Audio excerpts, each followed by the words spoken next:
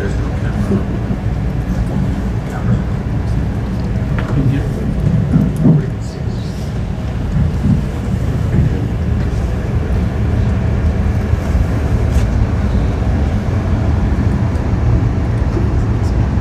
Now 6:03 p.m. we'll get the special meeting of the Rocky Ford City Council to order. Michelle, will you do our roll call, please? Barone. Here. Martinez. Here. Mosby. Here. Roberts. Here. Mullins. Here. Mayor Goudelet. Here. If you'll all rise, please join me for the Pledge of Allegiance.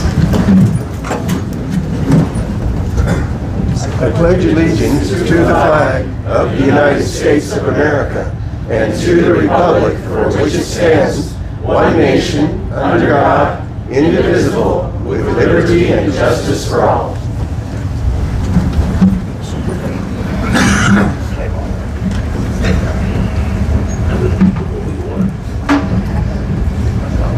Councilman Barone, will you do the mission statement? Okay.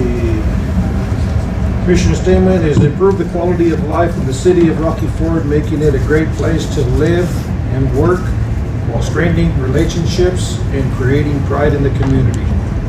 Thank you. Okay, we'll open it up for public comment. Public comment will be for items that are not on the agenda. We do have second reading of the budget on the agenda, and we have a public hearing for that. So if you do want to speak on that, there will be time for that. So if anyone would like to provide public comment, come on up to the front. After watching what happened at the last meeting, I would like to ask that our council members and mayor use Robert Rules of Order. Not speak until you're asked to speak, not interrupt other people when they're speaking. It's rude, it's unprofessional, and as a member of this community, and I think most of us can agree, that was embarrassing to our town. Profanity should never be used in a council meeting by anyone. And I would ask that you act as our representatives and act accordingly, professionally, as we put you here to represent us. And we would ask that you would act as professionals. And the mayor should ask you to speak. You raise your hand to speak. You do not speak until you're asked to speak. You do not interrupt another member, and they should not interrupt you either. And I would ask, and I think everyone in this building would ask and support what I'm asking.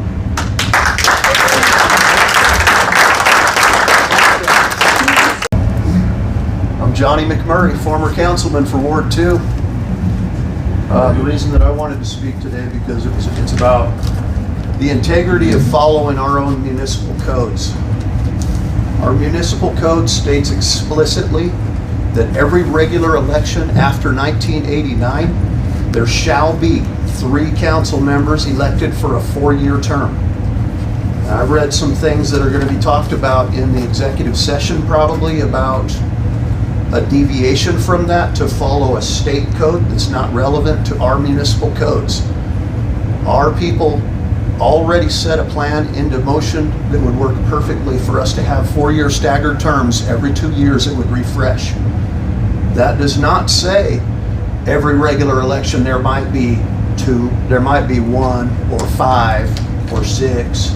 It says there will be 3, and they shall be elected for a 4-year term. So I would just recommend that you guys take serious heart to that. That is our municipal code. It's section 2-2-10A. That's in our municipal code. That's our local Rocky Ford law that's been established that we have to follow. That supersedes everything. So we shouldn't deviate from that. And I ask that you maintain integrity in our council and follow that law. And I rest. Thank you. Thank you.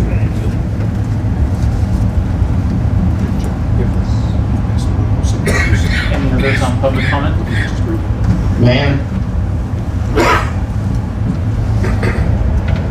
am I able to go right now, Mayor? We hear you. You'll state your name for the record, please? Well, my name could be any name. I'll just go by King 225 because now these days people don't have to go by the name per state law and everything, so I identify as king. And I've been following you guys for some time, so as that one young lady spoke about how you guys had a debacle at the last meeting, the mayor got his panties in a bunch and banged the gavel, broke the thing, and that other council member, good Lord, had a meltdown. All of you guys were having a meltdown. You guys can't even calendar or follow state law and your city code. It's in there, and you guys technically by law with this Cracker Jack box attorney, Mr. Harvey, you guys can't have this illegal executive session because that former council member still should be on council. So whoever took his place is in there illegally and cannot be hearing attorney-client privilege because he is technically not the correct client. So go ahead and break law like Pueblo City Council has, like Kersey, Colorado City Council has, and Aurora. It's sad that people elect crazies instead of people who really care about their community in all these cities that I just mentioned. You guys should be ashamed of yourself, and I know I am not the only one. I hope everybody in that room agrees with me that the mayor and all council members should resign, along with the city attorney, the city manager, which the city manager, I don't know how she got that job because she used to work in a dental office. How do you go from working in a dental office to overseeing a city with the budget? And shame on you guys for cutting public safety. You guys swore the oath to uphold the Constitution of the United States, the Constitution of Colorado, and the laws and ordinances of the town, city of Rocky Ford. Shame, shame, shame on all of you guys. It's ridiculous how you guys act, how other people act. Oh, and don't get me started on Lamar, Texas. Good Lord. That's a show in itself. You guys should follow that city council. And technically people could curse. Yes, it's not saying to do it, but that is the First Amendment right. Anybody could say all of you guys are idiots. That's protected by First Amendment speech. And I dare anybody to call me out of order because I'll have my attorney give you guys the biggest lawsuit you guys ever had. Because as long as we are not threatening you in any form or fashion, we are able to speak our piece to each and every one of you guys. You guys should be held accountable for your actions. And I'll double down on daring you guys to have that illegal executive session here when you guys get to it. Please do. Because KOA is watching. So fuck all of you.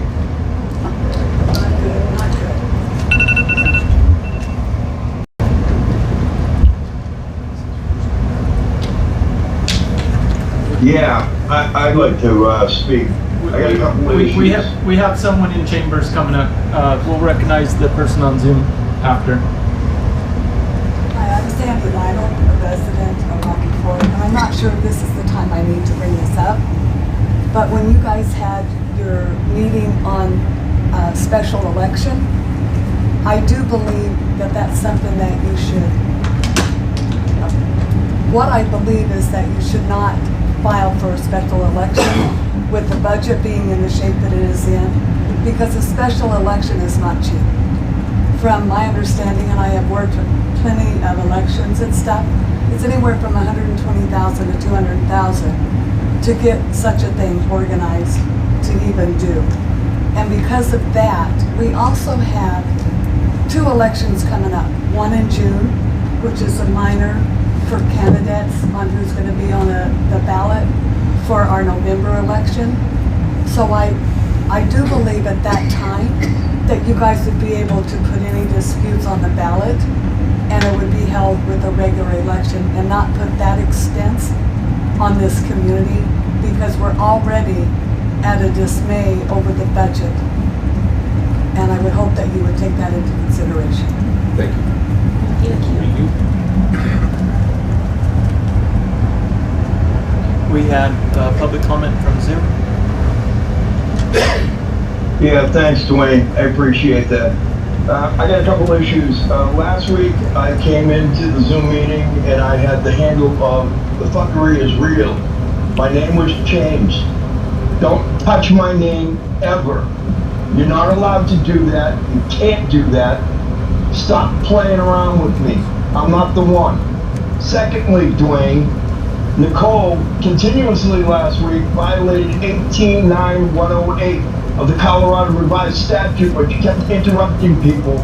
And then, to make matters worse, she didn't gavel her down when she decided to go on a tirade for 3 minutes, not only berating the people on the dais, but members of the audience, and some people that weren't even there. That's despicable. Absolutely despicable. And as the mayor, the other guys are supposed to be controlling the meeting. It's an embarrassment, not only to the board, but to you. You're supposed to be getting her in line. This is insane. When are you guys gonna learn? Next, you guys want to turn around and you're looking at the short-sightedness on the ambulance situation, and you're gonna turn around and you're gonna step future generations 10, 15 years down the road by trying to get rid of the public safety aspect. That's insane. That is absolutely insane. People are fighting tooth and nail for those brands. These guys got them, and you're gonna piss them out the window. That's crazy. Absolutely crazy. You guys need to get this stuff together. Get your things together. What you need to cut, but you can't cut public safety. You're gonna kill yourself, and you're gonna kill the town. You can't do it.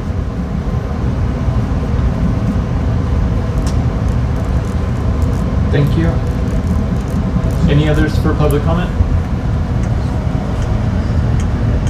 Do you have public comment on your budget later, is that what I understood? Yes. I'll wait for that. Thank you. No others for public comment? I'd like to make a comment, public comment on this council.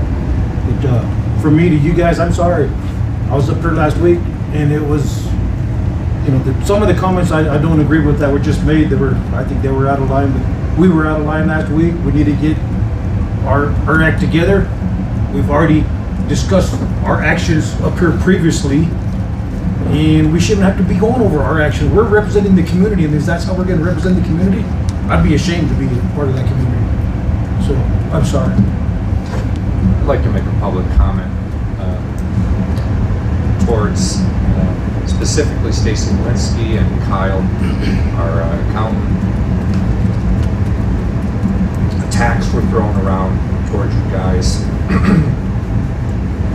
And we overstepped our authority as city council when we threw your budget away. State law gives you the authority and you alone to submit a budget. It's our job to approve it. We're allowed to amend it. We are allowed to submit competing budgets. And I think you guys had the best interest in the city and you made difficult decisions. And we stonewalled you guys for 4 months and set you up for failure. It is our fault we're in this situation. It has nothing to do with the city leadership that was put in place.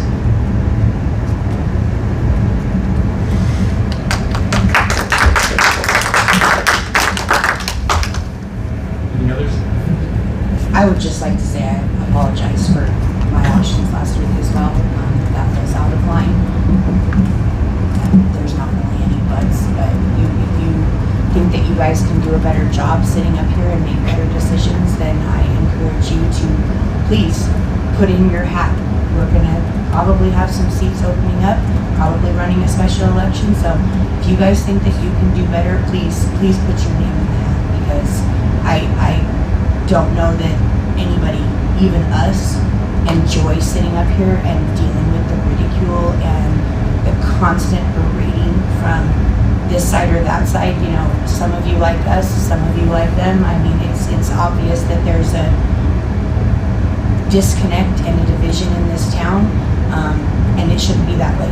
We should all be working together for the best thing for Rocky Ford. That's why I stepped up, because I saw the ability to do something for my hometown. So, every once in a while we get a little heated and say some things that maybe we shouldn't, but we all are human and we all make mistakes. So, I apologize for what I said and the way I was out of line.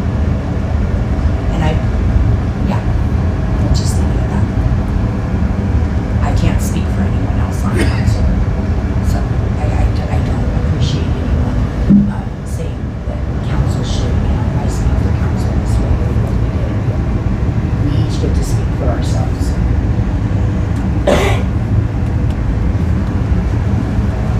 I'll just add, time that next day to look back at the meeting and how it all transpired. Definitely take a lot of accountability for that as the mayor, as the facilitator of the meeting. I want to apologize to the community for kind of subjecting you and any of the listeners and the people who were here that evening to that disorder. So, I apologize wholeheartedly for that, and always willing to learn, and that was definitely a learning lesson there. Look forward to a more productive meeting this evening here and moving forward. And I thank you all for being here tonight and being willing to engage and ensure that your voice and that council knows what it is that the community wants us to hear as decisions are being made. So thank you again for being here tonight. We'll move on to the consent agenda. Tonight's consent agenda we will be removing item 6.1, which is the approval of council meeting minutes from December 9th. Those are not completed yet. So it will just be item 6.2, the application for special event permit for fermented malt beverage from the Rocky Ford Chamber of Commerce at the Gobin Building, 105 North Main Street, Rocky Ford, on Wednesday, December 31st, 2025, from 5 p.m. to 2 a.m. Look for if anyone wants to discuss that in full, let us know. We can move to regular new business. If not, look for a motion on consent agenda. Make a motion to approve consent agenda 6.2, application special events permit, fermented malt beverage, Rocky Ford Chamber of Commerce, Gomwood Building, 105 North Main Street, Rocky Ford, on Wednesday, December 31st, 2025, from 5 p.m. to 2 a.m.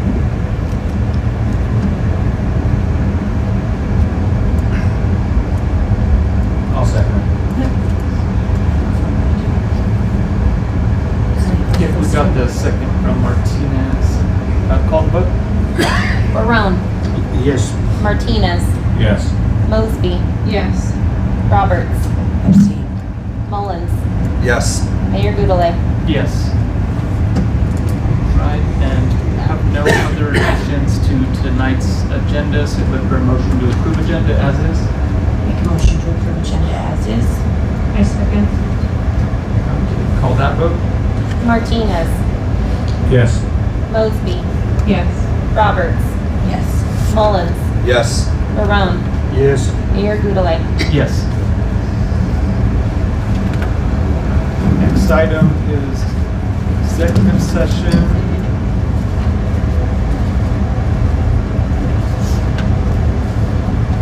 And I would look for a motion to move us into executive session. And just for the audience, so you know, we will be going into one of the separate rooms for the executive session. And when that executive session is completed, we will return to council chambers. And for anyone who's following online, that live stream will stay live until we return. So look for a motion to move into executive session, if you want to read it by full title there. I'll make a motion that we move into executive session pursuant to CRS 24-6-402, Section 4, Section B, to receive legal advice on specific legal questions concerning elections and council terms. I second.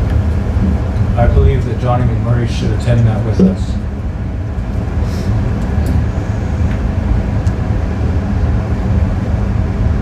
Dan? Yes, well, city attorney, there was a request from councilman to have someone join us. Yeah, so at the last meeting, there was a declaration of vacancy of that position, correct? Yes. So, and this is also something that I'm going to address as well in the executive session. So at this point, if there remains a vacancy, then he wouldn't be in the executive session. Okay, thank you for that clarification. So we have the motion and the second. Call the vote. Mosby. Yes. Roberts. Yes. Mullins. No. Barone. Yes. Martinez, No. Mayor Gudelay. Yes. Okay, we will move into executive session. Illegal executive session.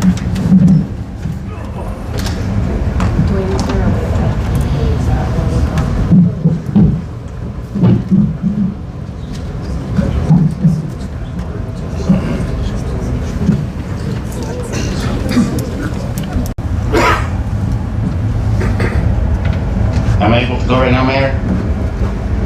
We hear you. You'll state your name for the record, please?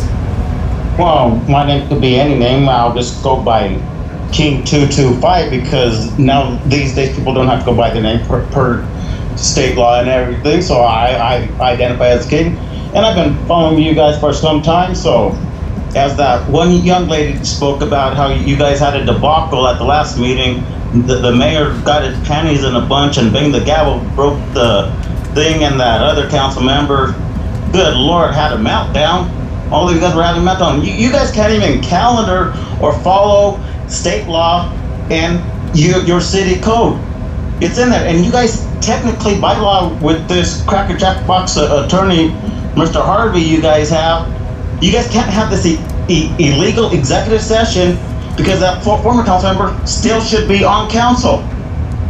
So whoever took his place is in there illegally and cannot be hearing attorney-client privilege because he is technically not the correct client. So go ahead and break law like Pueblo City Council has, like Kersey, Colorado City Council has, and Aurora.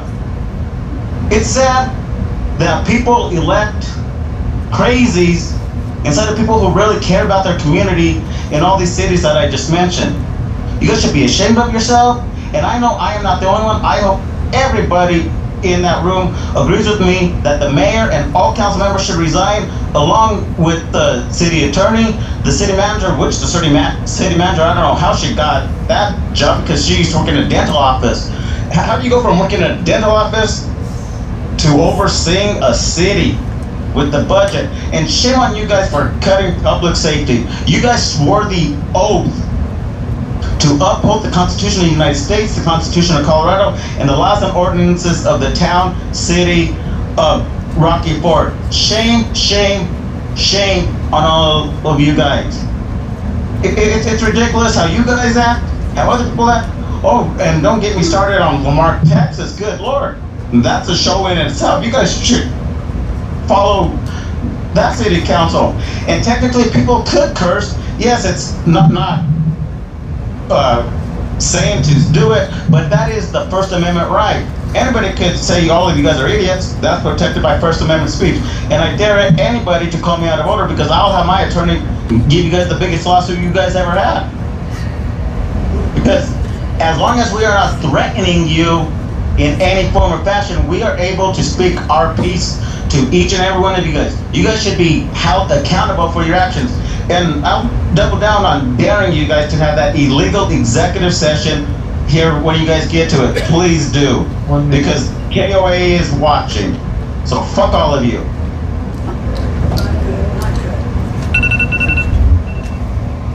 The person who participated in the executive session believes that any substantial discussion of any matters not included in the motion to go into the executive session occurred during the executive session, or that any improper action occurred during the executive session in violation of the open meetings law.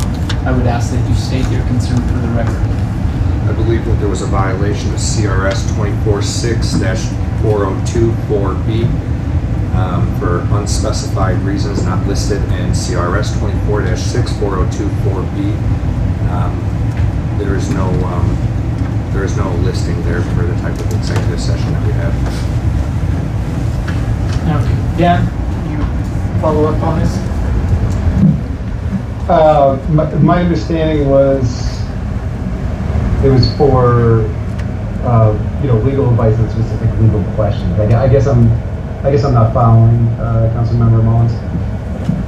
CRS 24-64024B is a section that details our right to have an executive session, and then the subsections list the exact reasons why we can have an executive session.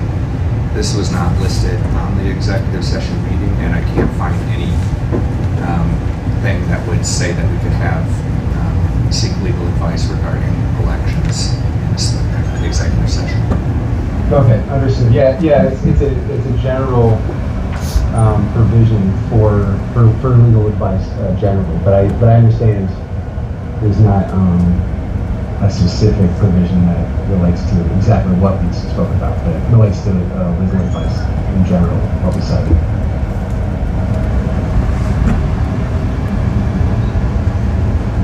Any further concern? I've expressed my concern. Thank you. See no others, the next agenda item is the public hearing for the City of Rocky Ford notice of budget. So we will open the public hearing. Time is now 7:30 p.m. I'll look to the audience. If anyone would like to speak, I'll ask you to come up to the front, state your name. You will have 3 minutes to provide your testimony for or against any of the items on the budget.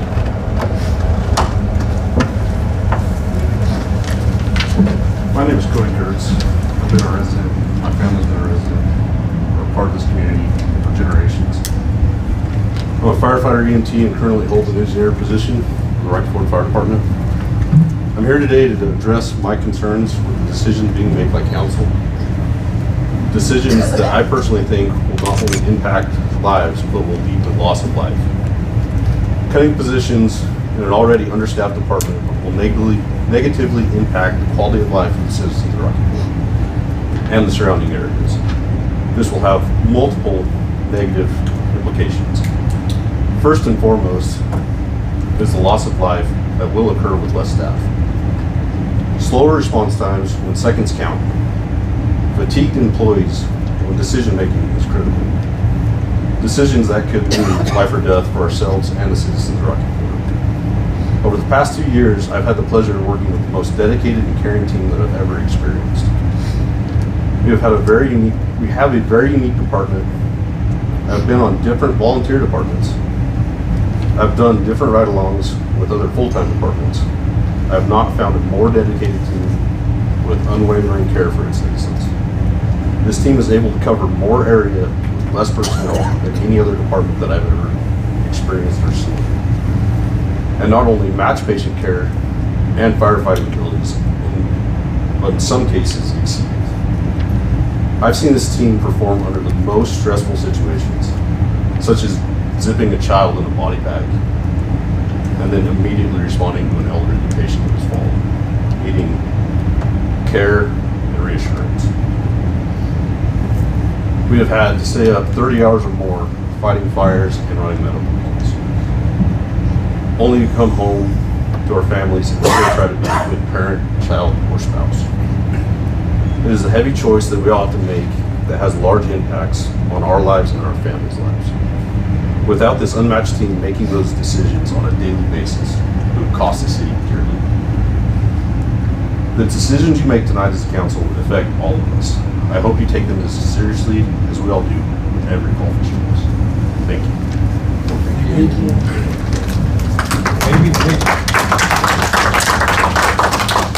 Maybe we should let Kyle outline the budget that we have presented to us before we talk about a bunch of people who are upset about cuts that aren't in this budget. It's a hearing. Stacy, if you all feel like that might, I don't know if you. I understand their concern, but if they're not here anymore, Yeah. I'm okay with that. the new budget doesn't have any staffing cuts that she expressed concern for, so it may. So it yeah, may help maybe the you can public. share that briefly. We'll still Yeah, they keep can public still hearing open, but that might help ease some people's minds. Yes. the process. So yeah, if you would really quick. Can I say one thing first, though, before she does that? Because what I wanted to say was that I understand the questions about public safety, but what I understand is that this wildfire thing came into play a couple years ago. And prior to that, we did not hear anything about being concerned about our fire department and public safety. So we had no concerns before we had wildfire come in that we didn't have enough fire departments, equipment, fire trucks, or fire personnel. And so I was a little offended when I heard that we suddenly have this huge problem with public safety if we got rid of wildfire. All I saw was that, and then I also was offended when there was two reasons for not cutting wildfire. Public safety and supplement income for firefighters here. I don't think that if we don't have enough money to pay current employees in our other departments, and we were looking at riffing other employees, other departments, that we should be concerned about supplemental, now that is additional income that firefighters and our chief was making because of wildfire. I don't think everybody knew that. I was told that our fire chief was making an additional $50,000 in addition to his income with Rocky Ford Fire Department, running the wildfire program. And that the firemen with the wildfire program were also making additional money. And so it offended me that you brought up public safety when we didn't have a problem before wildfire. That wasn't an issue, and now all of a sudden it is. And that we should be, as a citizenship, concerned about their extra income while we were riffing, which meant we had employees that were going to lose their jobs that didn't have additional income because of a budget cut, because we needed to cut our budget. That offended me, fire chief, because I shouldn't have to be concerned as a citizen about your extra income. And so I understand now that the budget's different, and we probably aren't cutting firemen. But that upset me. In addition, it also upset me, Chief, that you said if we cut firemen and another truck, that other community fire departments would not come and help us if we had a problem. I don't believe that for a minute. If you're telling me that if Swink had to cut part of their fire department during the budget cuts, that our fire department here in Rocky Ford would say, nope, sorry, Swink, we're not going to go help you because you had to cut some of your fire department. I don't think our fire chief or our firemen would do that, nor would any other fire department in this valley. That offended me as well, and it should offend every community person here. That offended me greatly. Thank you. Thank you. Stacy, I'd hand it over to you, and if you want to kind of just touch on those highlights and the work that's been done. Sure. So the budget has changed quite a bit from when we first presented it on December the 2nd, and then we represented it on the 9th with latest conversation with our public safety team to review this proposed budget and to identify some solutions. We made some progress in both the fire and the police departments. So now as the budget stands, we've made the following adjustments to propose in tonight's budget to be passed. Department changes will be eliminating overtime. Overtime will now be tracked just in call-outs with fire and EMS, increasing the call-out line item and expenditures. Therefore, no staff reductions, but no salary increases. EMS is the same, eliminating overtime that will be tracked in call-outs in EMS and fire, increasing the call-out line item and expenditures. No staff reductions, but no salary increases. Police department, it was a reduction of one position, most likely administrative, and the other one that was proposed to be cut, Chief is going to focus this position on traffic patrol and looking to increase police fines to the revenue line items in about $75,000 to justify this position. So no officers will be cut in this new proposal. No changes to wildland as one position had already been cut. On the revenue adjustments, increasing the police fines to $75,000, taking the CIRSA insurance check for the wrecked trash truck in the amount of $147,000, and then proposing an enterprise franchise fee if approved by ordinance, similar to what Lahana does. That would be charging each enterprise fund $100,000 towards operating costs, and to do that, the council would need to agree to consider passing an ordinance in January for these revenues to be included. That's basically the highlights. And council, just when we get to the enterprise fund proposal, I'll address that with you all as well. Okay. Alright, so, continuing with the public hearing. Come on up.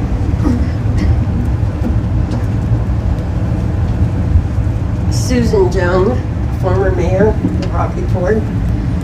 I sat up here for 14 consecutive years. 4 of those years were mayor. When I left as mayor 2 years ago, we were $362,000 in the black. If you add $362,000 to the 1.5 million that you're in the hole now, that means $2 million in the hole. Has already been talked about tonight. A special election has been tossed around. Does anybody realize what a special election costs? It starts at $5,000 and goes up from there. So it could be $5,000, $10,000, and you're in the hole for $2 million, and you want to have a special election for $10,000? Come on, it doesn't make any sense to me. And it's very disheartening to me, the thing that I sat up there for 14 years and we were never, ever in the black, in the red. And to have left with $362,000 and now see how much is in the red, it just is very disheartening and very hurting to me.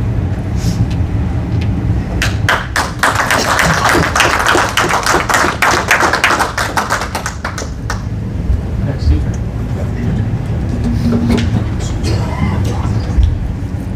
My name is Bill Schroer. I live in La Junta, 506 East 5th Street. And I'm here to just speak on behalf of the library and the museum. And I don't know all of the details. I think your situation's a little bit improved.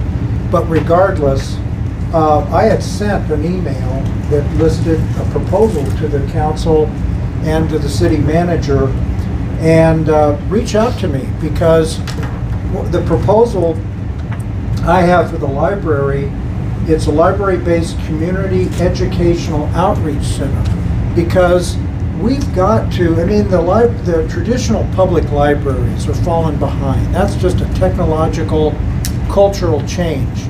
But we can broaden, you know, their appeal and their offerings.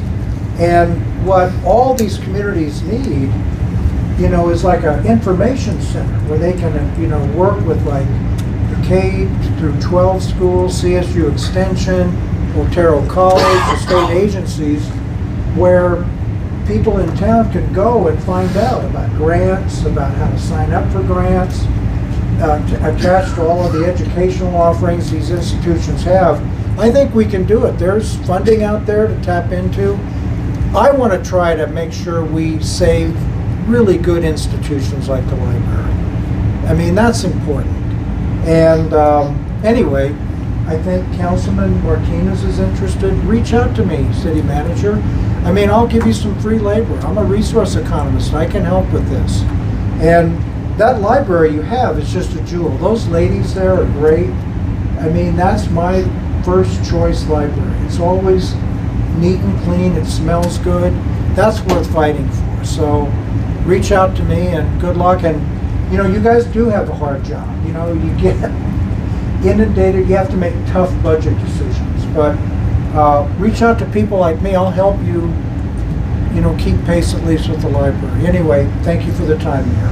Thank you. Thank you, sir. I would make a point on the museum, so just reach out to me, okay?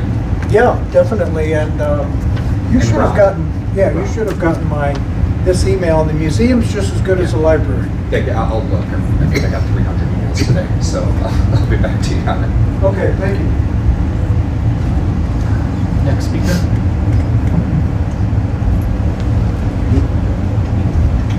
Can I speak, Mayor? We have one in the chamber, and then we'll move on to the speaker on Zoom.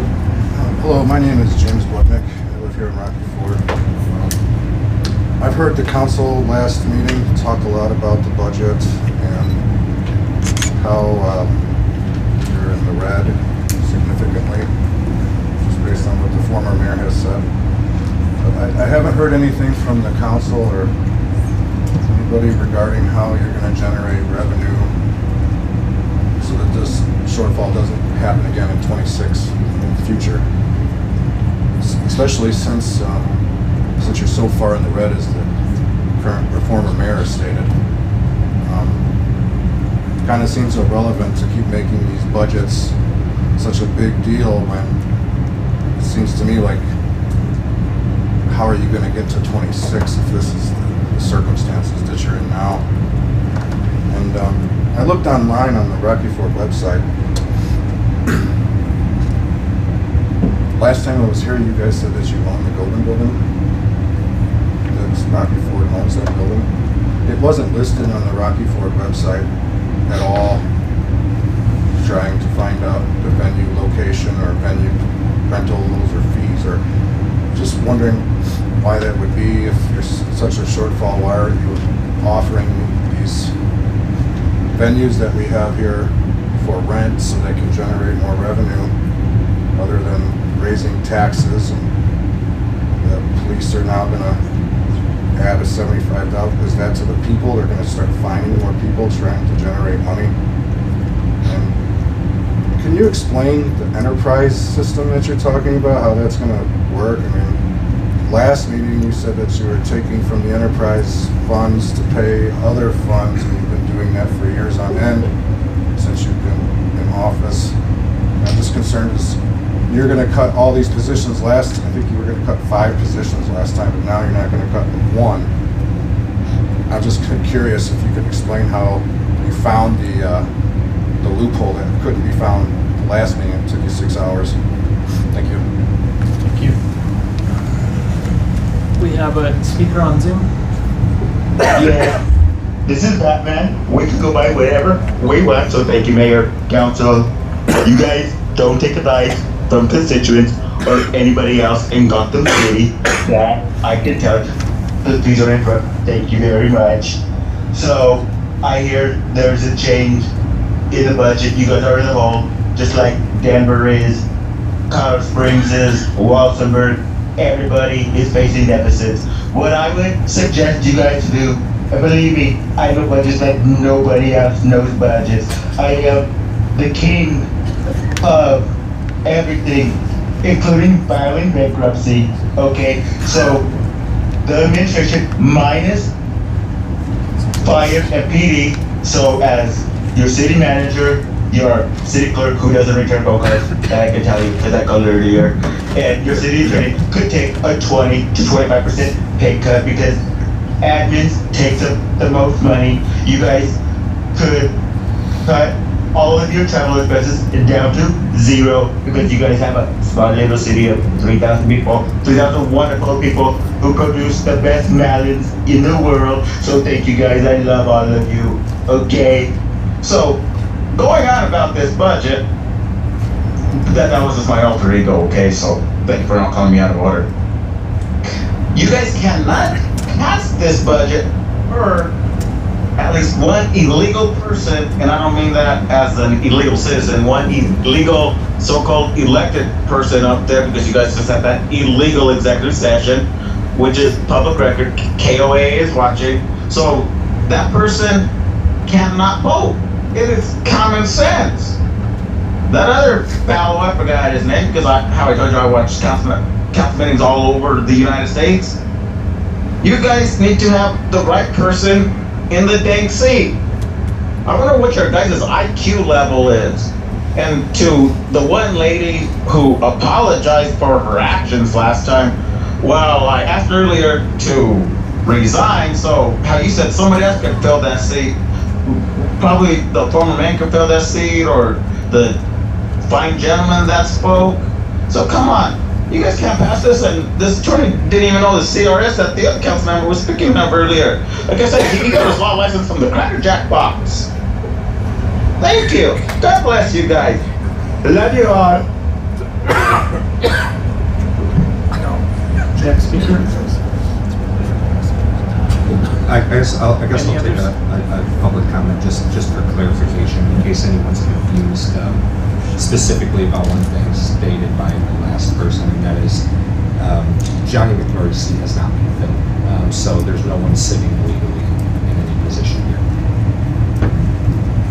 Any others on the public hearing for the budget?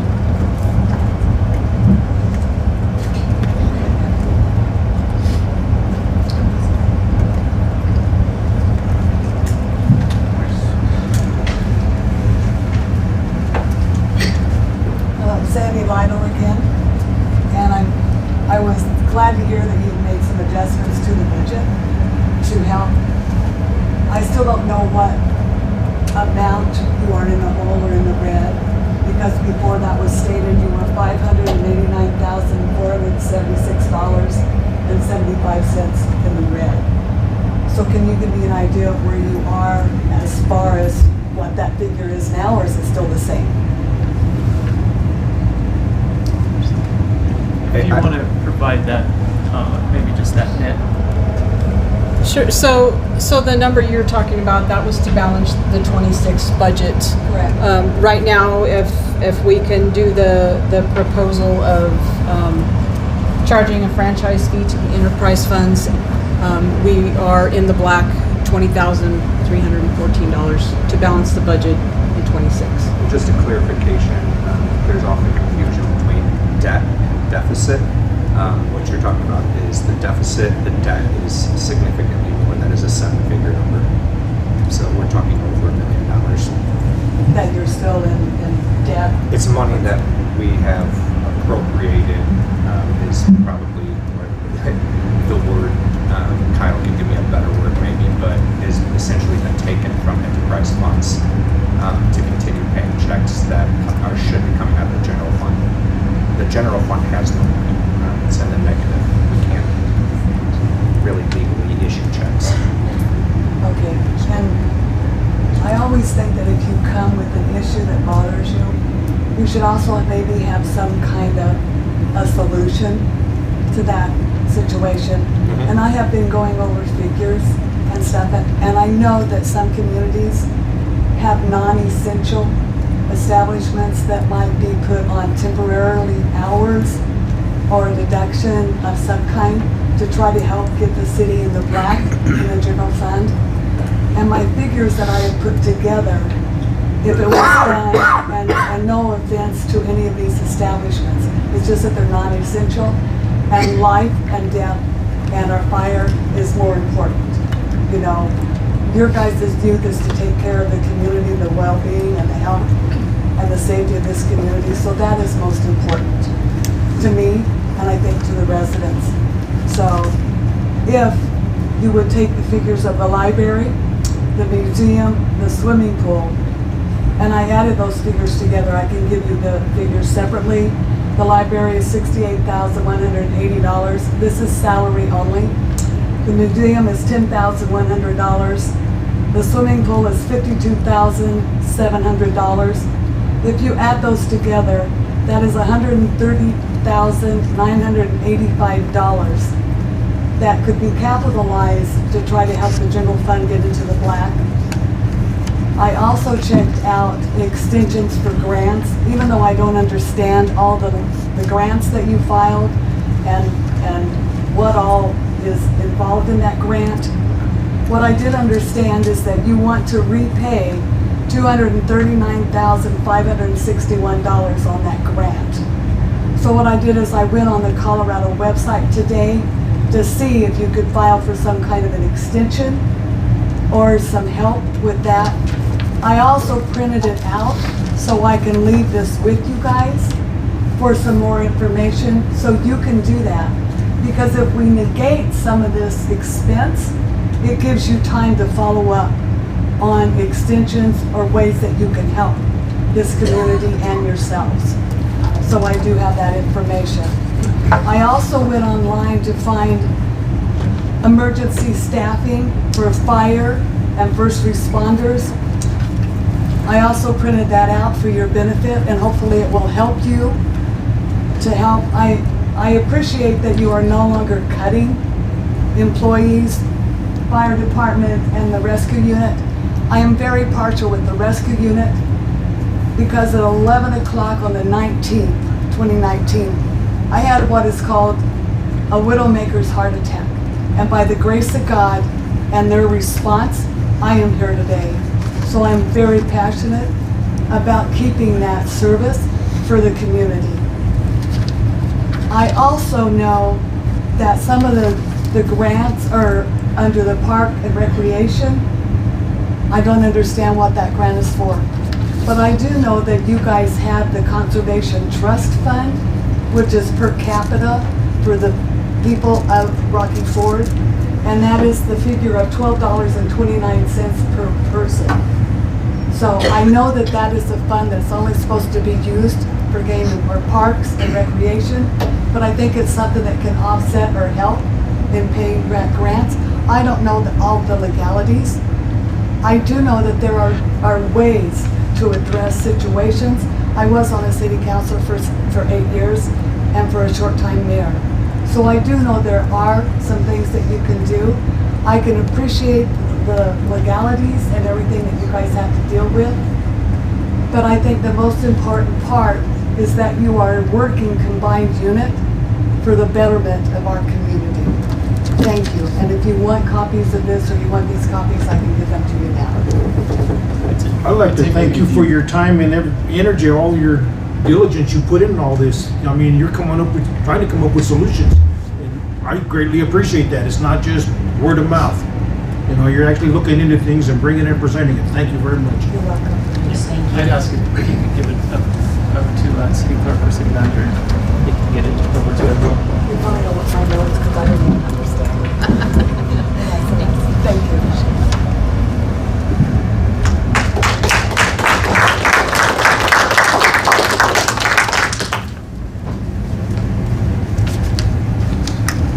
Good evening. My name is Darren Kolakowski. I appreciate you guys hearing me.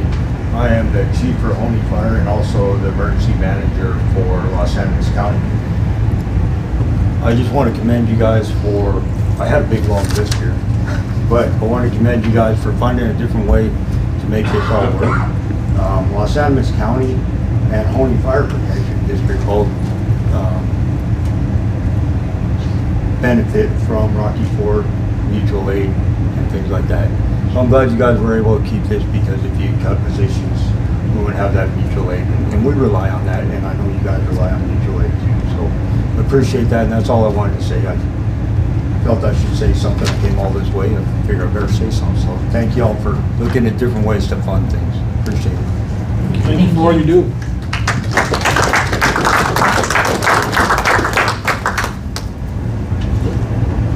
Any others on the public hearing? Okay, time is 7:58. I will close public hearing. We will move on to old business. Item 10.1 is ordinance number 992. This is the ordinance setting property taxes for the year 2025. So I look for a motion to approve this, and if you will read it by full title. I'll make a motion that we approve ordinance number 992, an ordinance levying property taxes for the year 2025 to help defray the costs of government for the city of Rocky Ford, Colorado for the 2026 budget year, and for the mill levy on each dollar's worth of property as per the assessed value thereon, as shown by the assessor of Otero County for the year 2024, as fixed by the Board of Equalization on final reading. I'll second. Okay, we have a motion and a second. Please call the vote. Roberts. Yes. Mullins. Yes. Barone. Yes. Martinez. Yes. Mosby. Yes. Mayor Goudelet. Yes. Okay, ordinance number 992 is passed on final reading. We'll move on to item 10.2, and that's ordinance number 993. This is the ordinance for the budget. So in this one, I will pass it over to Stacy if you want to just kind of recap where we are, and maybe just based on some of the public comment we've received, maybe touch on a few of those items that came up and kind of where that proposal stands tonight. Sure. Okay, so like I said, this is our third attempt for a proposed budget. We are now sitting 20,314 in the black. Again, that's not cutting any positions in public safety to address the Parks and Rec grant. That's a GOCO grant for a master plan to revitalize Crystal Lake and the fairgrounds. This grant was awarded in -- we applied again, and it was awarded a second round. So there's no work being done other than a master plan. And it's just that's what a planning grant is. The money that we're out, we've already spent the money, so this is a reimbursement grant, and it's just a matter of when this the GOCO contractor and the engineers are done with the project, we submit to GOCO and the city gets reimbursed. So that money will be coming back to us, similar to the wildland revenues. On the Conservation Trust, we do utilize those funds. We have them separated out into golf course, to the swimming pool, and to parks projects. This in '26, we are designating funds for the pool to help pay for the pool chemical. That just increases every year, and we are going to use the parks CTF to help pay for the seasonal staff. So we're trying to best utilize the funds that we have without affecting the general fund. Kyle, do you want to add anything? No, I think you pretty much covered the enterprise funds. Do you want to speak on the enterprise fund? Sure. Touch on what they are and what the plan is, please. Good evening. The city of Rocky Ford has 3 enterprise funds. That is our water department, our sewer department, and our garbage department. These funds were established just like a business, to run like a business with profitability, with all profits being retained within that fund. Also, all expenditures related to that potential or to that enterprise should also stay within. So they're self-sustained or self-sustained. You have your revenues, you have your expenditures, and you treat it just like a business. So the question, as far as what an enterprise fund, that's pretty much explaining. It is separate than the general fund. It's separate than the grand fund. We have 8 different funds within the city.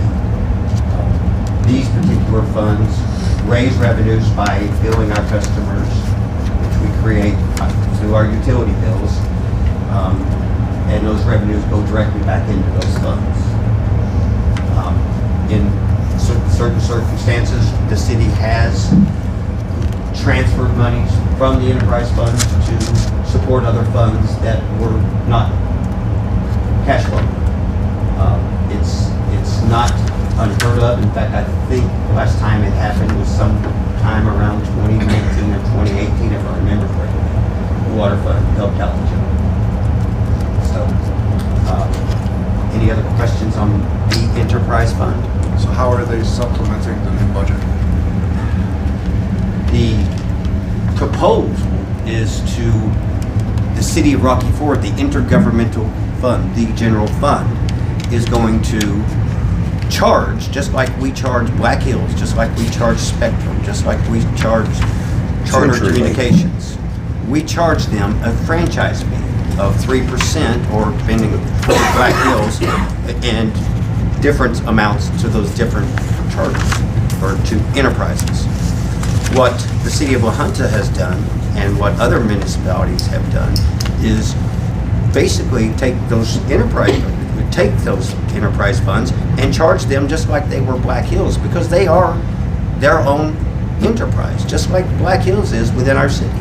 Although it's still owned by the citizens of Rocky Ford, but your taxpayer monies are not paying for those enterprises. Your utility bills, your water bills, your sewer bills, your garbage bills, those are being paid by the citizens within their utility based on usage. Okay? So what we've proposed is to charge those enterprise funds. The general fund will be charging them for having an enterprise within the city limits of Rocky Ford in order to not have to cut our public safety, not to have to make these cuts that everybody has been very upset about.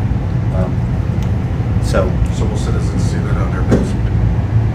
we haven't proposed any rate increases as of yet. As some of you may know, our water fund is not as profitable as it used to be. Our garbage fund is not as profitable as it used to be. The reason being is our costs just keep going up every year, and we haven't kept up with that by doing rate increases. The only rate increase we've had since 2022 is the sewer increase that we proposed to fund capital improvements, which is our sewer improvement program that's going to be starting here in 2026 as far as the actual going to bid and going to work. So those are the answers to your questions. And Council, I do want to address the franchise fee proposal that's in the budget as well, just so you're all kind of aware. In terms of process, in order for the city to impose a franchise fee, they're required to pass it by ordinance upon 2 readings. So I think there is certainly, and this is kind of up to the city to kind of assess, but I mean, there's potentially, obviously, some risk with requiring that there be an ordinance that needs to be passed,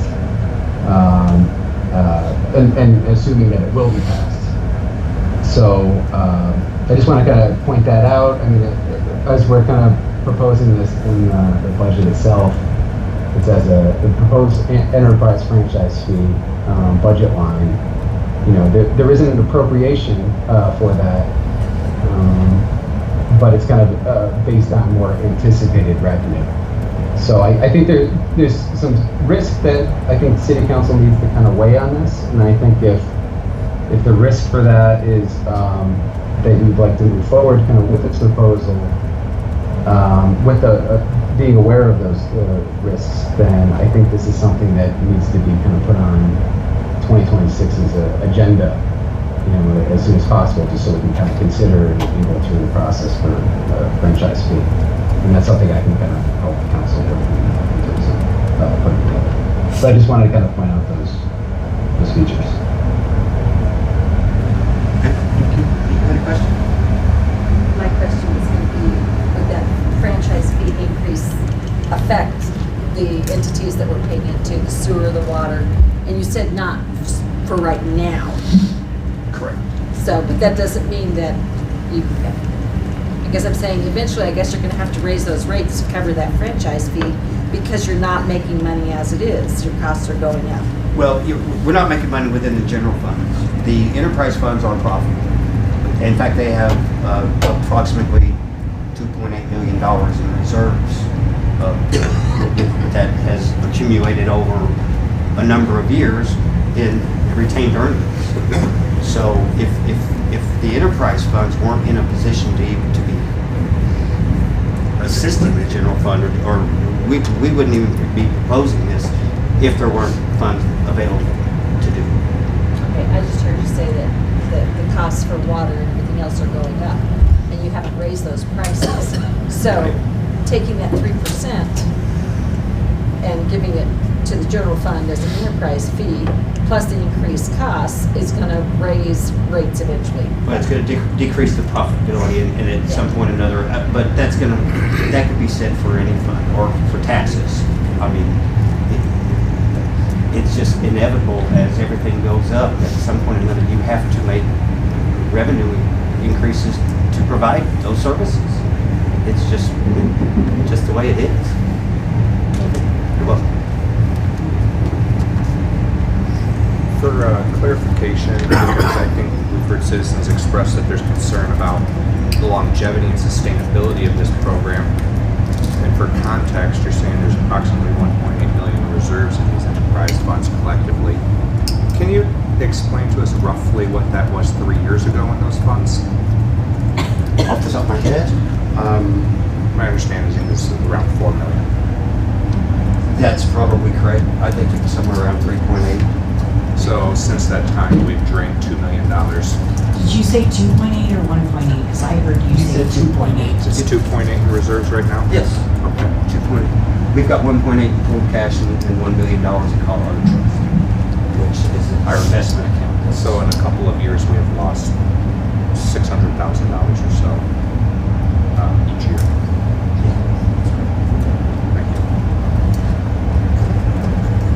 Are there any other questions on the general fund? I have a question about can you speak to the enterprise funds and those, I guess, position on those ones? Yeah. Are you talking about revenues, or are you talking about their cash reserves, or which? I get the 2026 proposed that will be also approving. These will So all be- the budget. Right. Yeah. Okay. Yes, we can.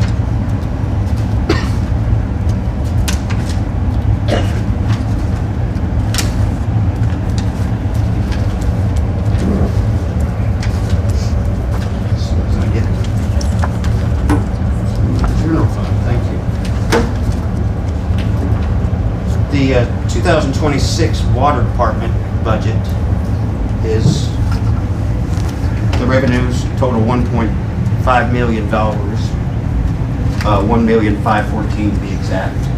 $100,000 of that revenue is money that's set aside within our facility fee that's sitting at Community Banks of Colorado. That money is going to be transferred from that construction account to pay for our capital improvements within that fund. That's our water capital improvement plan, which last year we spent $100,000. This year we're going to be spending also another $100,000 to upgrade our SCADA program as well as our wells and pumps and such, so that are needing repairs. The SCADA program has been a problem for a while now. We were basically flooding out the golf course from the water tower, just overflowing on a weekly basis. Those are the type of issues that are going to be fixed with those improvements. Again, although they're identified within my budgets, they're not actually a budgetable item. It's basically money that we're just taking as it's a capitalized expenditure. It's $100,000 that's moving from Community Banks of Colorado, we're going directly to pay those capital improvements. Okay? The expenditures for the year are at $1.7 million, which, if you do the math, that would be a $247,000 operating or net loss. But that's before depreciation and the capitalized expenditures. If you add back depreciation, the proposed franchise fee of $100,000, the net operating income would be $79,000.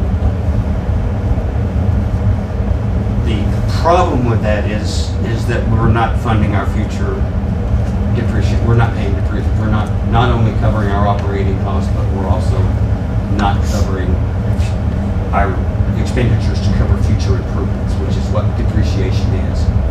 That money needs to be retained, so when it's time to do a sewer project or for a water project, those things are basically there. They're tracked. Any other question on the water fund? I guess none on there. And Dan, I guess the question I have to you is this, as it's presented, the revenues, the expenses would exceed the revenues. Do we need this to be adjusted to remove those CapEx and depreciation to show that so that way the expenditures don't exceed revenues? Yeah, I mean, we would need to pass a budget where the expenses do not exceed the revenue. So yeah, there needs to be an adjustment. Excuse me, Dan. Unless there are reserves in place that we can pass a deficit budget as long as there are reserves in there. And correct. And these are non-cash expenditures, like I said, although I've identified them so that the council knows when we pull $100,000 out of community banks in Colorado, they aren't going, well, what was that for? I want to make sure that the citizens and council knew that that's what we were doing. So that's why that's correct. Yeah. As long as there's reserves, that would be the only way that there would be any type of expenses that exceed revenue. So but finance director is correct. So this would be, we wouldn't have to do any amendments to this as is,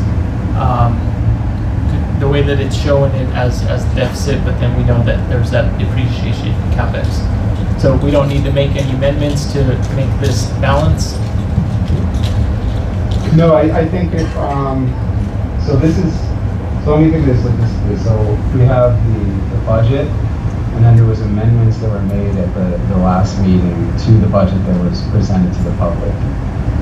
So I think if city council wanted to pass this version of the budget, which is effectively more amendments to the previous one, I think you would just have to be clear that you're effectively passing the budget as amended by this particular version, as presented by the finance director. Unfortunately, we didn't get a chance to get into the water fund in the last meeting. This is a separate fund with a separate budget altogether, Dan.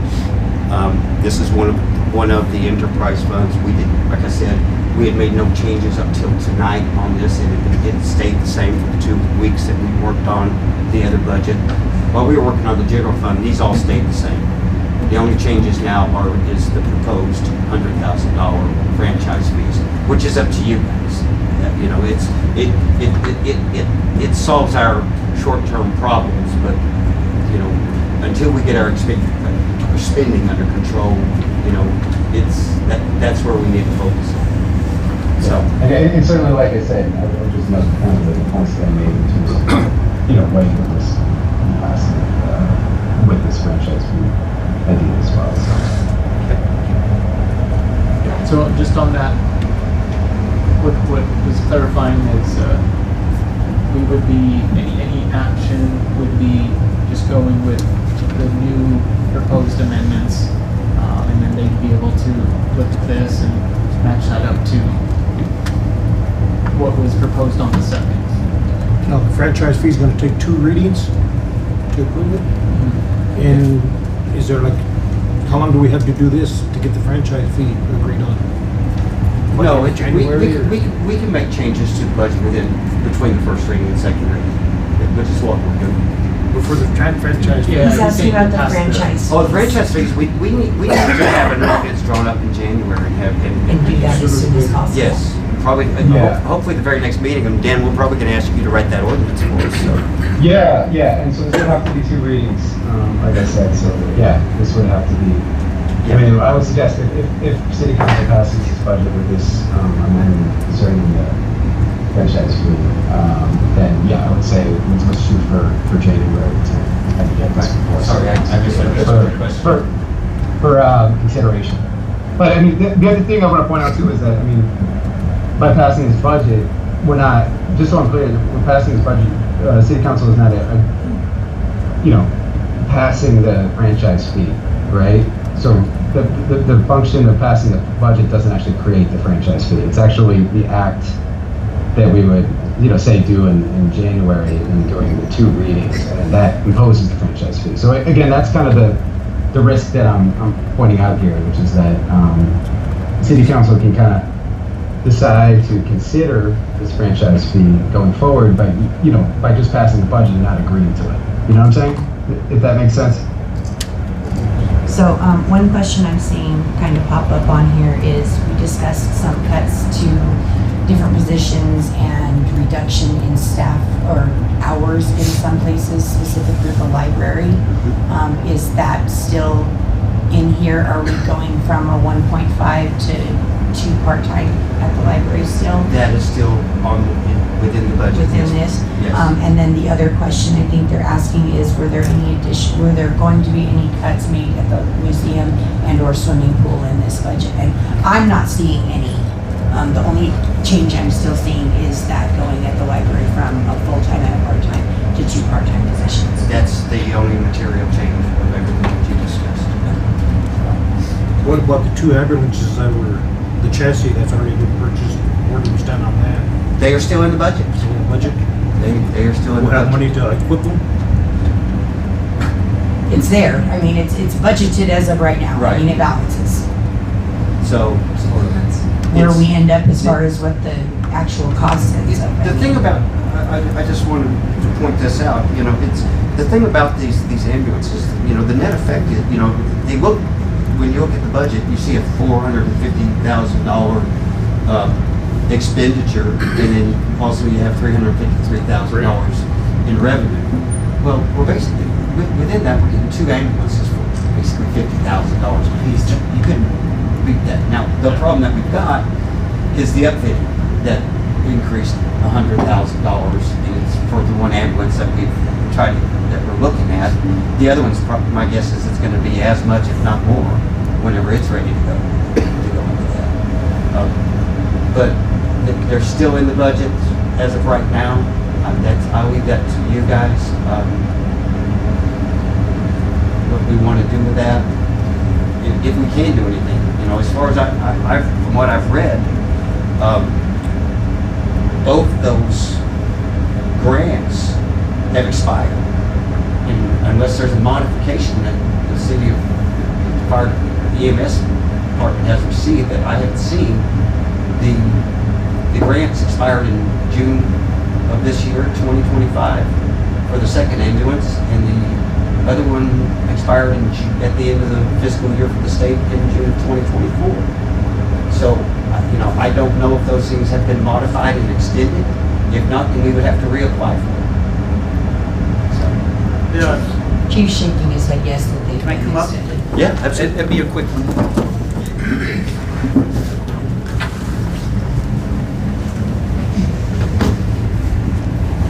The state has granted us extensions, and I can share that information with the council and Connie. So what extensions were, is it for 12 months, 6 months? They typically allow us 6 months, and we just give our updates every 6 months. Sometimes they prefer quarterly. They'll reach out to us to see if we've got any other updated information, but they have allowed the extensions. Do you know till when this current extension is? Well, the grant that we applied for the first ambulance was in 2022. And they keep allowing us the extensions because they understand how long it takes to get a chassis and get an ambulance built. So, I guess the question I'm trying to ask is the extension, when does the extension expire? Where you got to reapply? When we complete the grant. Complete the grant. When we complete the purchase and we complete the grant. You know, you say you can get us this information. I've seen you here multiple times. Why have we not gotten this information yet? I have shared it. I'm sorry if you haven't seen it, but we'll get it. I'm trying to save these ambulances. I'd like to know more information. We've asked before. Thank you. Thank you. Although they do grant, and I'm happy to hear that we do have those extensions, but they don't extend past the fiscal year, and that's a state. The state has to do that.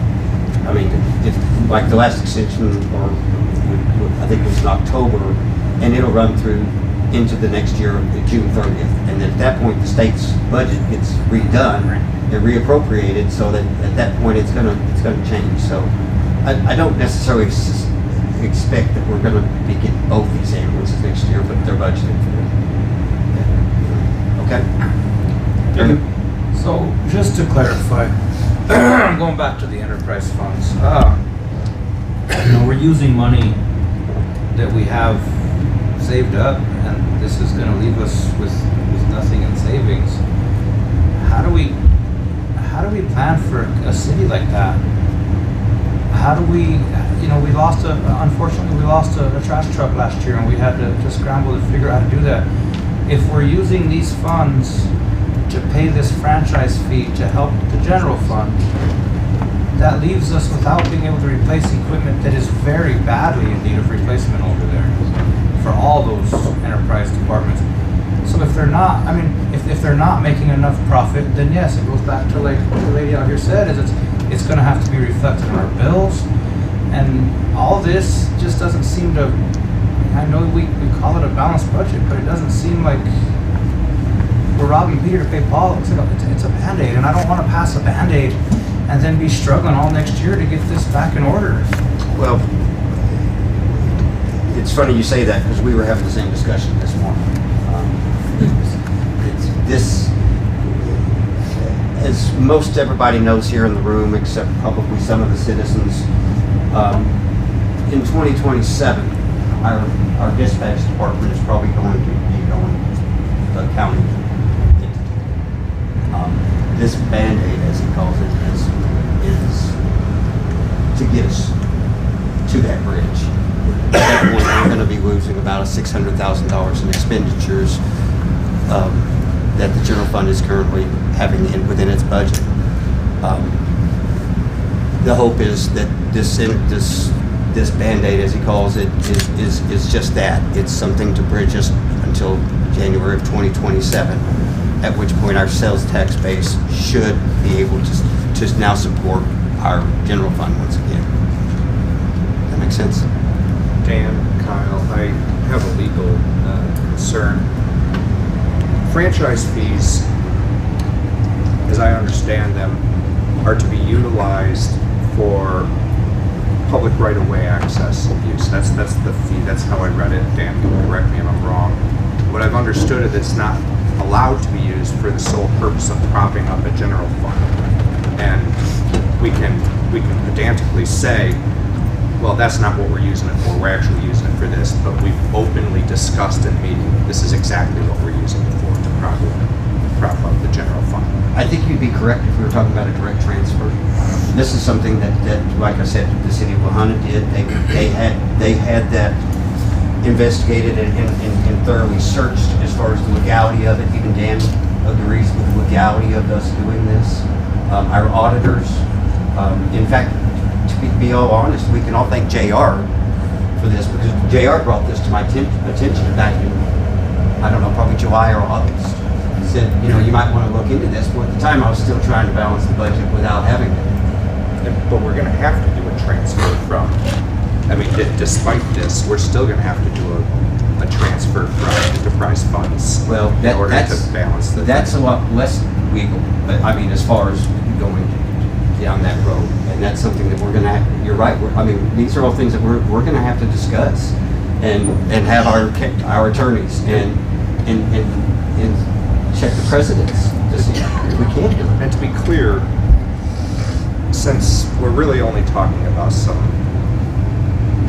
really minute cuts to the budget overall, some travel expense, some trainings and stuff like that.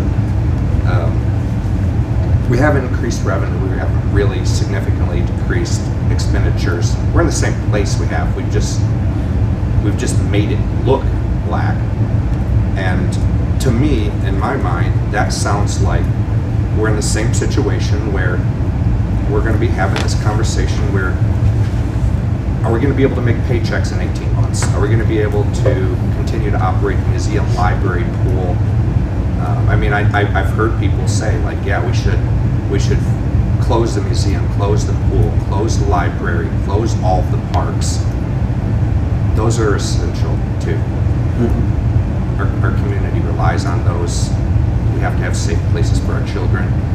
And I don't see how this really addresses that, frankly. We're in a situation where if we keep moving down this path, it'll become more and more difficult because we'll have less and less reserves to address the issue.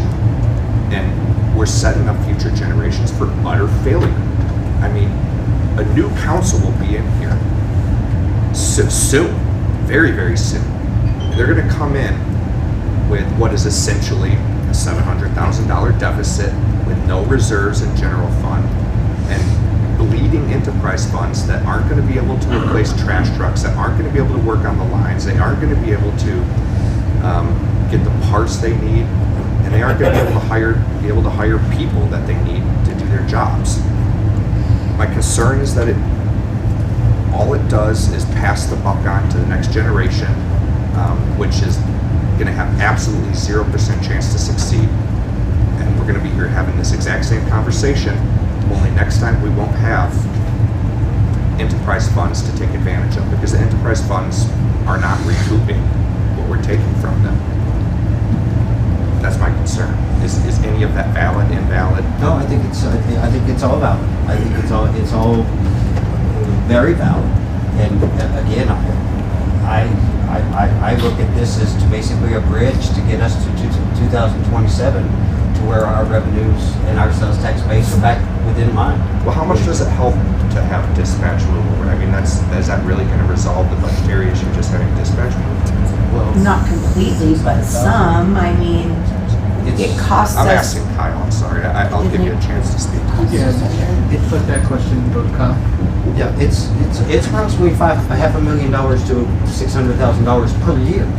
You know, so you know that's significant in a town of our size. So, and when you say like, so that's a bridge to get to there, but to the citizens to know, to the point, yeah, these enterprise funds are supposed to, when you pay your water bill, the idea is that you're paying for water. You're paying for water, you're paying for the lines, you're paying for the people to maintain them. And we will have to raise taxes, we will have to raise rates, not taxes. It's gonna be a tax, but we're gonna call it a rate. And what that's gonna amount to is, by my calculations, if we're doing 100,000 or more per account, we've got 1,500 households, 1,200 households, somewhere in that range in the city. That's 300,000 divided by that number. It's a significant, I mean, we've had conversations about the elderly here who can't afford food, who can't afford medicine. And now we're talking, we're just gonna hit them with $300 extra every year. I mean, I'm just saying, I'm sorry, I'm starting to talk to you, I'm not asking questions, No, so that's I apologize. okay. That's all right. Something that I want to make sure that I'm clear about this. This isn't something that I'm necessarily passing on to the citizens of Rocky Ford within this proposal. Yeah, absolutely, yeah. My point is in order to make it to that sustainable point that you're talking about, rates have to increase. Absolutely, but they were going to have to increase anyway. I mean, but now they're going to have to increase by $100,000. Well, not if we don't do it in 2026. But they would have to pay for that anyway, because we do have reserves to do that through 2027. You know, this is again, and then in 2026 comes around. Now I don't have a dispatch department any longer. That's another $500,000 back into it. But I still have my same tax base. So your recommendation would be at that point we dissolve these franchise fees? If the general fund is back in the black, absolutely. Thank you. I liked the budget you brought us last week a lot better. I know it hurt some people. I know there were some cuts.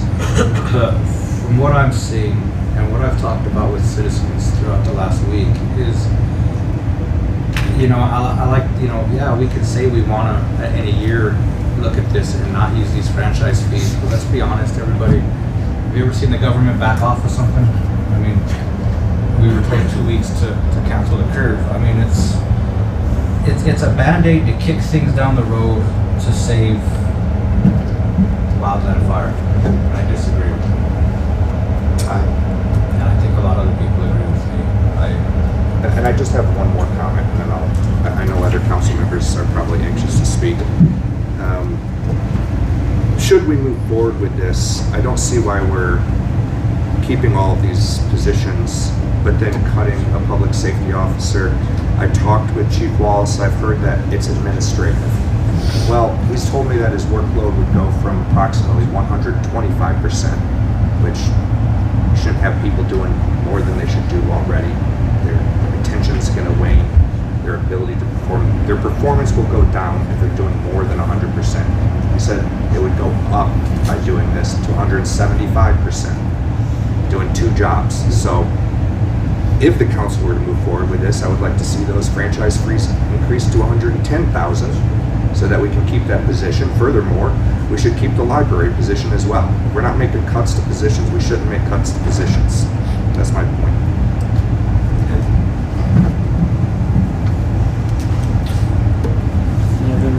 Anybody else? Questions, feedback here? Okay. I like GR?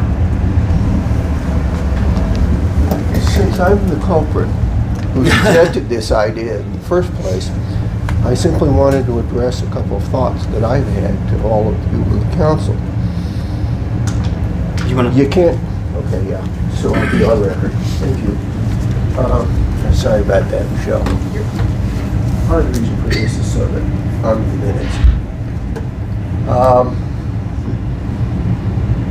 The City of Lahana does I've had some conversation with several people in the City of Lahana about this. They do an ongoing balancing act, and all I can say to you as a council is that's part of your job, is to do an ongoing balancing act. You can't just say, oh, we got a treasure chest over here, let's grab it and go with it. It doesn't work that way. You have to make sure your enterprise funds are helping. It works for Lahana because they concentrate on keeping those enterprise funds healthy. They don't steal the seed corn. Okay? Hang on a second. I'd like to take questions in a minute, Thomas. The point is that you can't just turn your back on the budget, any part of the budget. You've got to be looking at it every month and looking at it with a critical eye. Yes, sir. Do you feel that our enterprise funds are being treated appropriately? Do you feel our enterprise funds are? Yes, I do, because they provide a service the same as Black Hills Energy provides electricity, provides natural gas. CenturyLink provides at least some folks telephone service. So we have cable services out there that are also paying enterprise funds. Do you know what the City of Lahana has had? This is not something new for them. Okay, they've been doing this for at least 25 years now. That's my understanding. That's what I've been told. But they have been reasonably successful, council after council, of doing this balancing act by watching everything. Not necessarily with the eagle eye, but watching it and not just saying, oh, we got through that one.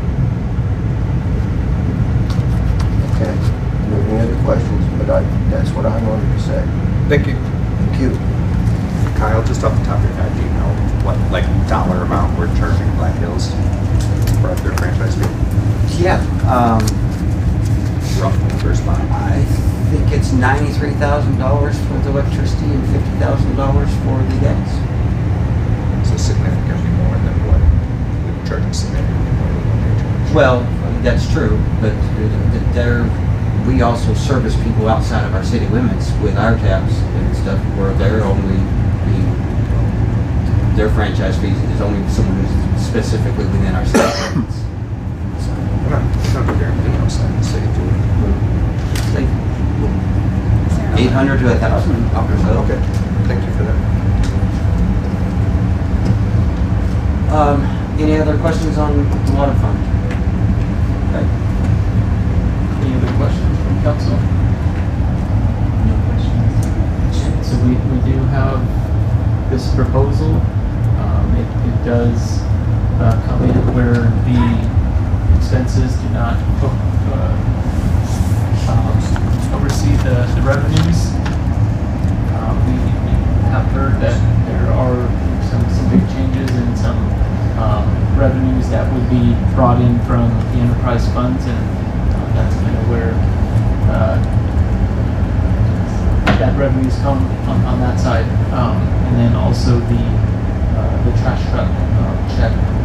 So we kind of heard what the changes are, but for any other feedback or any action here? Yeah, I'd like to make a motion that we approve ordinance number 993 with amendment that we increase the franchise fees to the enterprise funds, all three of them, to $115,000, and that we increase the budget line item for salaries in library and also in the police department to save both of those positions.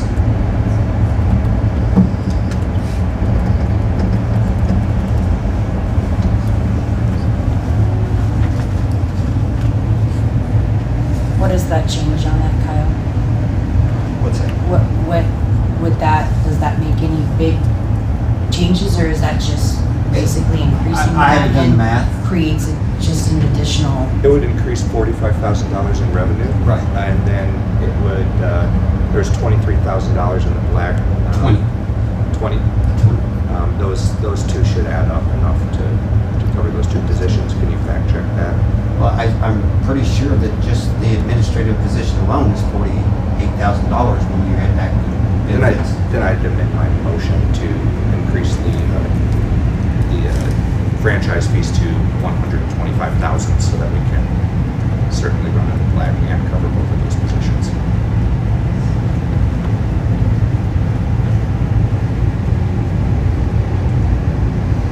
Nobody to save the library.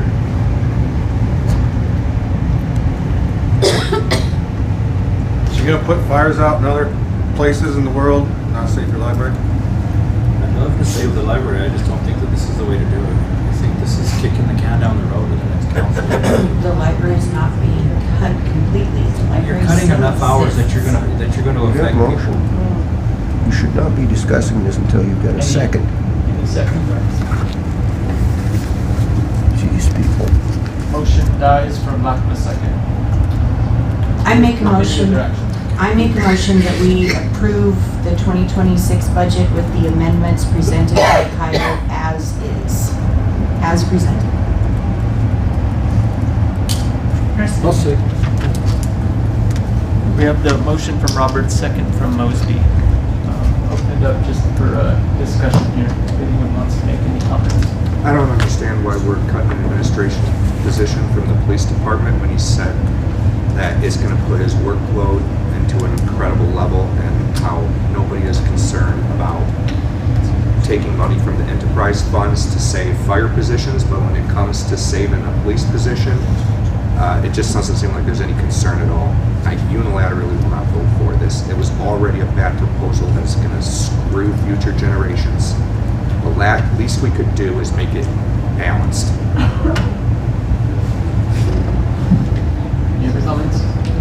Martinez? Brown?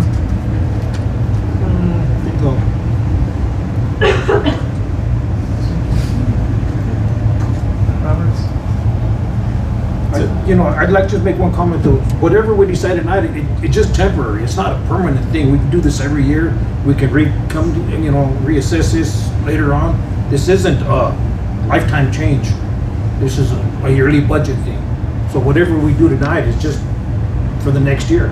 I mean, and It's really hard to get back at you guys. well, sometimes, and we just do our due diligence. And I mean, citizens have to realize too. I mean, inflation. We all gotta step up to it. And poorest county, poorest city in the county, the poorest county in the state, mostly retirees. I mean, it's hard to say, yeah, raise, any sales tax, a franchise, whatever. It's hard to do it, but it has to be done if we want to continue with the services that we have. I mean, Should I get to say something first? Yeah, if you want it. Well, I think to add to Robert's statement there, over the last 2 weeks, that we've been trying to get this budget passed, actually 3 weeks, but, I'm sure most of everybody have heard. I mean, there are arguments for both ways, or, for and against, spending and public spend, or in public safety. It's obvious to me that it's, especially by the turnout here tonight and the amount of uniforms in here tonight, that it's very important to the citizens of Rocky Ford. And if it is that important, then unfortunately, there's a cost associated with that. And you know, it's, be it a sales tax or whatever, but, you know, we fixed this budget right here, but at some point or another, we're going to have to be asking for a sales tax increase to pay for public safety. And I just want the citizens to know that. It's just, there's just no way around it. But, you know, but this got us through till 2026. Okay? Or we make it smaller. Right, or cut expenditures. And we don't have enough assets, as far as fixed assets in the city, that we could sell that is gonna make enough of a difference. We have a motion in a second. Can we get a call to vote, please? We're still on discussion. From what I've heard of the citizens, I don't think they want to cut back any services. I don't either, but again, there's a cost associated with that. That's all the point I'm trying to make. Would you support them keeping that officer there in an administrative position to help them, considering he's talking about a 200% workload on top of running the dog pound? I understand it's gonna be hard on everybody. If the chief didn't think it was possible to do, I'm sure he wouldn't have presented it. It's gonna be harder, it's gonna do diligence, and citizens, the dogs. I mean, how many dog lovers we have in Rocky Ford? Maybe we get somebody down to help with the dogs in the morning, I'll come help you. you know, to help them out. You know, somebody water and feed them. If they're good enough to take for walks, that's what citizens step up to do that. You know? I mean, Nicole said she'd do it, I'd help you guys out. I'd come down at least a couple days a week to help you feed water and walk the dogs in the morning. Let me know when you need some help. I'll be right there. Come summertime to cut the grass, maybe I'll borrow a riding mower and I help you guys out.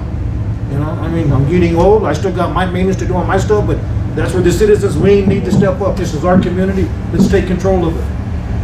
It's our community. It sounds like when it comes to the police, pull yourself up by the bootstraps. Okay. To me.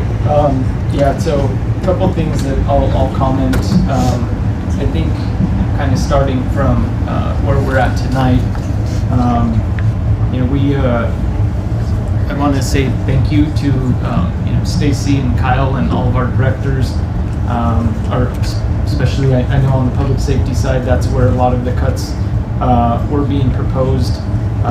You know, you all came together and found a way to make this work. It sounds like everyone was in agreement with what was proposed tonight, so I'm definitely taking that into consideration, whereas that last one, there was definitely a lot of you know, pushback. So, you know, I'm taking that into consideration, and I think we have a good path forward here, knowing that it was put together by the people who were going to be tasked with managing this. Second thing is, you know, kind of where we came on first reading. You know, I had my ideas. We hear some other ideas. Mines were put together in a more formal, I guess, format. I've never criticized anyone's idea or plan or project, and this is kind of going back to when I was in school. Never criticized or knocked anyone's plan without having my own. I've never just said no, that won't work, without being willing to come up with a solution. So, you know, I will always be willing to step up and take the lead when needed, and be willing to offer my ideas. And I know my ideas aren't always right, and that's where talking to the community means the most, and that's what I do. So I want to say, you know, thank you for everyone along the way, and, you know, definitely over the last week that has reached out and expressed, you know, their concerns, and then we've seen from the community, you know, what matters the most to people. And also with that, I think we also have to see those interests, and I think that's where that balancing act really comes in, because everyone has those services or those departments that matter the most to them, and yeah, our job is finding that balance and being able to provide for everyone. Not everyone has young children, or, you know, goes to the parks or goes golfing, but some people do in the community. And that's why we have all these different services, different amenities, different resources, is because it matters to somebody. You know, it might not matter to everyone, but it does matter to someone. And, you know, that's our job. Seeing, you know, I guess how we're getting here tonight, I agree over there. It doesn't change the fact that we're going to be pulling revenues from the enterprise fund. I do agree with the franchise fee. You know, it is a utility and it is common practice, and that's something that we've never done. But then that money is going to have to be made up somewhere, because it is going to it's going to lower their profitability. Two, I think, facts that I look at through all of this, and we have been looking at budget ongoing. We haven't had any sales tax increase since 2017. We haven't had a mill levy increase since 2017. So those are the two big areas that fund our services, that fund our city, that we all own here. So 2017, 8 years, going into 26, 9 years. I hope people can agree that it's time, and we can't keep operating with today's expenses on 2017's rates. On the other, kind of in the other area of that is, I think in educating and continuing to do that, and however we can as council, and if there's any ideas on what information really helps, or when people say they want to see where the money's going, there's all these hundreds of line items, so kind of help us understand what you really want to see. Budgets are posted publicly, audits are done every year and publicly posted. So kind of help us help the community best understand what it is, so that way we can really keep that close eye on this as we go.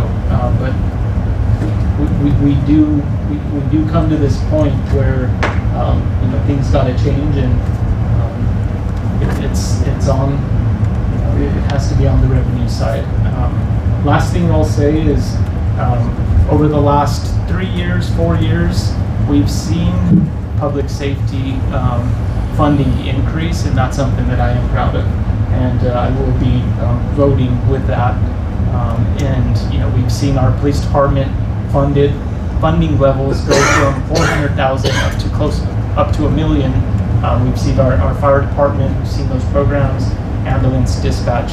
So we are investing in public safety, and that shows in that budget. If you look at 21, 22, 23, 24, 25, and what we're proposing for 2026.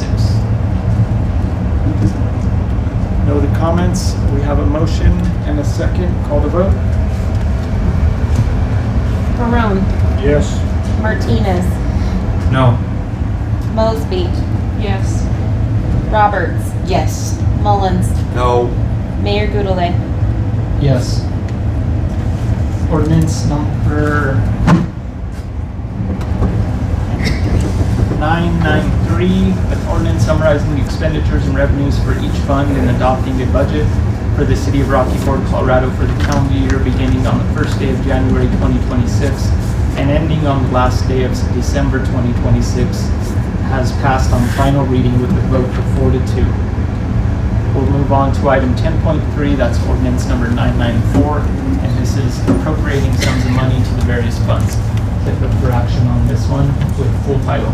I make a motion that we approve ordinance number 994, an ordinance appropriating sums of money to various funds in the amount of and for the purpose as set forth in the ordinance for the city of Rocky Ford, Colorado for the year 2026 budget year on final reading. We have the motion from Roberts, second from Mosby. Call the vote. Barone. Yes. Martinez. No. Mosby. Yes. Roberts. Yes. Mullins. No, it's a disgrace to the police. Mayor Goudelet. Yes. Ordinance number 994, an ordinance appropriating sums of money to the various funds in the amount of and for the purpose as set forth in the ordinance for the city of Rocky Ford, Colorado for the year 2026 budget year has been approved on final reading with a vote of 4-2. We will move on to new business, item 11.1, and that is an IGA for dispatch services between the city of Rocky Ford and the city of Lahana. If you take the lead on that. Should have been presented with the latest copy. Lahana's attorney was not quite satisfied with the first copy that I presented. So they made some changes. We sent it to our attorneys. They made a counter change, and I do believe that this is the final. And so I'm looking to hopefully approve this. Just to clarify, they accepted all our changes? I talked to Chief Brad Davidson today, and he said that he hadn't heard back of any changes needed. So as of now, yes. I was gonna ask Mr. Harvey, is he all happy with the, has he seen the final? What we're looking at? They did the final. Has he seen Our attorneys did the final.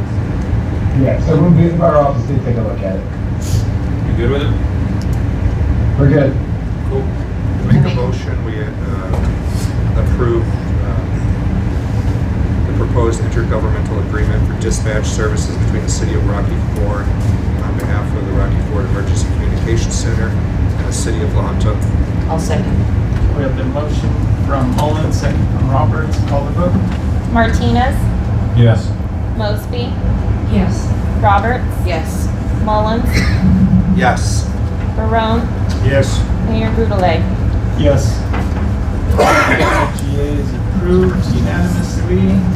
And we do know that the city of Lahana was also meeting this evening, so if they approved over there, this should As long be- as they approved it over there tonight, we're good to go.